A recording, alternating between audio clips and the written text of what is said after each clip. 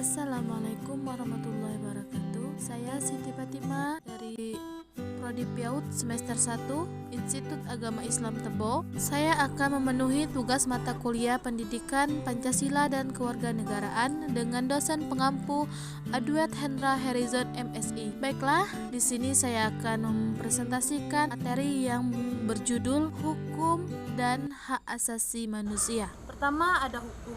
Hukum ada 4 bagian. Pertama, pengertian hukum. Kedua, tujuan hukum. Ketiga, unsur-unsur hukum. Keempat, macam-macam hukum. Yang pertama, hukum adalah peraturan yang berupa norma dan sanksi yang dibuat dengan tujuan untuk mengatur tingkah laku manusia, menjaga ketertiban, keadilan, mencegah terjadinya kekacauan. Hukum memiliki tugas untuk menjamin bahwa adanya kepastian hukum dalam masyarakat. Oleh sebab itu, setiap masyarakat berhak untuk memperoleh pembelaan di depan hukum. Hukum dapat diartikan sebagai sebuah peraturan atau ketetapan atau ketentuan yang tertulis ataupun yang tidak tertulis untuk mengatur kehidupan masyarakat dan menyediakan sanksi untuk orang yang melanggar hukum. Yang kedua, yaitu tujuan hukum. Tujuan hukum yaitu melindungi hak asasi setiap manusia.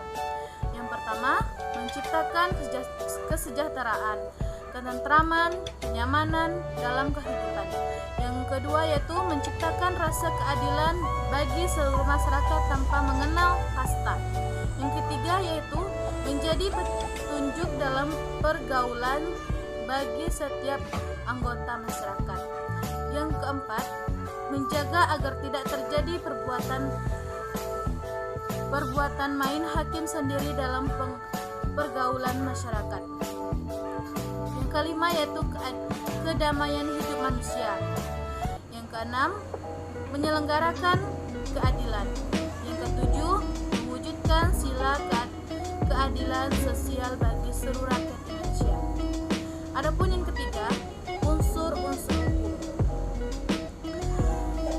Yang pertama itu mengatur tingkah laku masyarakat. Sebuah produk hukum harus mengandung unsur peraturan yang berfungsi mengatur interaksi dan hubungan antar anggota masyarakat di tempat hukum tersebut berlaku. Yang kedua yaitu dibuat badan resmi yang berwajib. Tidak setiap orang atau lembaga memiliki hak dan kewenangan untuk membuat produk hukum, hanya badan resmi yang berwenang dan ditentukan berdasarkan kesepakatan. Ketiga yaitu peraturan bersifat memaksa. Sifat hukum yang memaksa ini membedakan hukum dengan norma lain yang berlaku di dalam masyarakat. Yang keempat yaitu sanksi bersifat tegas.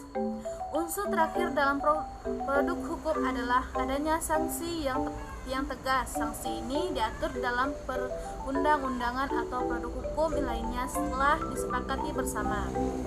Adapun yang keempat itu jenis-jenis hukum, yaitu ada hukum publik. Hukum publik yaitu adalah peraturan hukum yang mengatur tentang hubungan hukum antar warga negara dengan negara yang menyangkut kepentingan umum. Yang kedua itu ada hukum privat.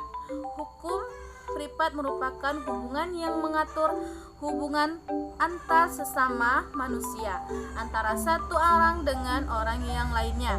Baiklah, kita masuk ke yang bagian kedua yaitu hak asasi manusia atau disingkat dengan HAM.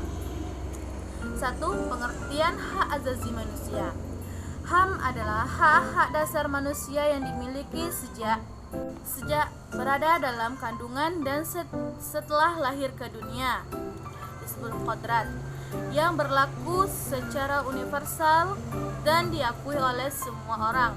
HAM adalah singkatan dari hak asasi manusia, di mana masing-masing kata tersebut memiliki makna. Kata hak dalam hal ini berarti sebagai kepunyaan atau kekuasaan atas sesuatu. Sedangkan asasi adalah sesuatu hal yang untuk dan utama dan mendasar. Jadi pengertian HAM secara singkat adalah suatu hal yang mendasar dan utama yang dimiliki oleh manusia.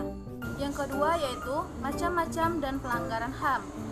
Macam-macam HAM menurut Deklarasi Universal HAM (UHAM) terdapat 5 jenis asasi yang dimiliki setiap individu, yakni 1. Hak personal, yang kedua hak legal, yang ketiga hak sipil dan politik, yang keempat hak subsistensi, yang kelima hak ekonomi, sosial, dan budaya. Pelanggaran HAM. Kasus pelanggaran HAM dapat dikategorikan dalam 2 jenis, yaitu kasus pelanggaran HAM yang bersifat berat meliputi pembunuhan massal, pembunuhan sewenang-wenang atau di luar putusan pengadilan, yaitu penyiksaan, penghilangan orang secara paksa, dan terakhir perbudakan atau diskriminasi yang dilakukan secara sistematis. Kasus pelanggaran HAM yang biasa meliputi pemukulan, penganiayaan, pencemaran nama baik, menghalangi orang untuk mengekspresikan pendapatnya, menghilangkan nyawa orang lain. 3.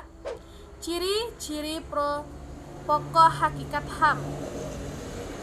Itu pertama, HAM tidak perlu diberikan, dibeli atau diwarisi.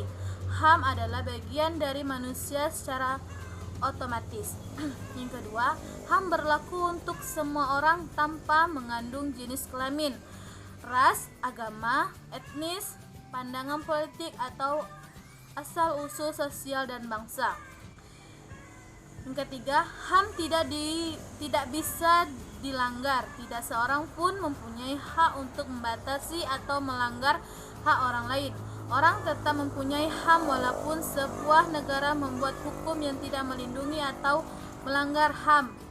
Adapun kesimpulan dari isi makalah saya yaitu hukum adalah peraturan yang berupa norma dan sanksi yang dibuat dengan tujuan untuk mengatur tingkah laku manusia, menjaga ketertiban, keadilan, mencegah terjadinya kekacauan, ketaatan kepada peraturan dan hukum adalah sebuah konsep yang harus diwujudkan dalam diri setiap warga negara. Semakin seseorang itu taat hukum, maka bisa disimpulkan kalau tingkah kesadaran hukumnya juga tinggi.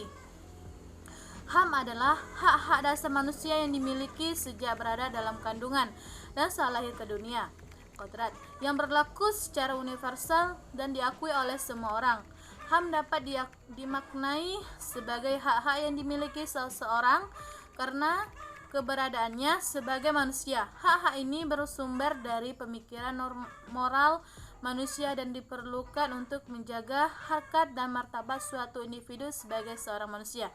Baiklah, saya akhiri pembahasan isi makalah saya. Wassalamualaikum warahmatullahi wabarakatuh.